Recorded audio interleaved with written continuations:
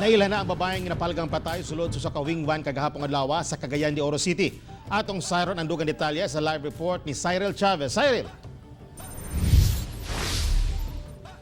Yes, Tek, nailhan na ang biktima ingon man ang suspitsadong responsable sa maong krimen.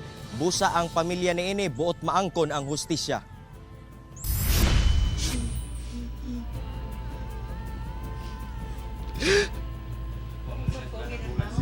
Wala mapugni ni Ronel Gabiana nga motsabaw sa paghilak tungod dili niya madawat ang gisangputan sa iyang live-in partner nga si Richel Gonzalez, 29 anyos, taga Valencia City, Bukidnon. Doon na sila 5 ka anak sa biktima.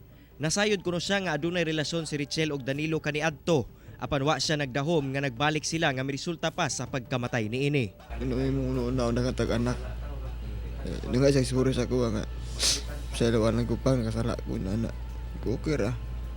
Basta di lang ka mag-utro. Karon, okay balo nga yung gipatay ang asawa. Buot usab sa banay sa biktima ipadakop si Danilo tungod sa iyahang gihimo. Sakit gid kaayo sa murag di ko makadawat. Nga naingon ana akong igsuon.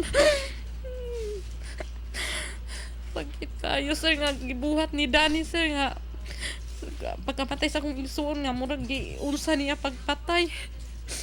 Girule out na sa otoridad ang anggulong suicide. Nag-unang suspect si Danilo Torribillas tungod siya ang ulahing kauban sa biktima. Una kini napalgang patay sulod sa usa ka wing van. Mapailan na to sa murder in relation na po na to sa 9262 kay since nga na sila dating relationship.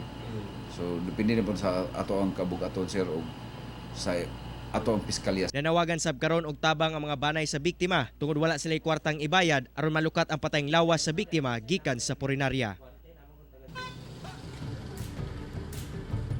Gawas sa pamilya, nanawagan sa bang otoridad karon sa bisan kinsa nga nakabalo sa gikahimutangan ni Danilo nga makipagkooperar kanila aron matagaan og hustisya ang kamatayon sa biktima.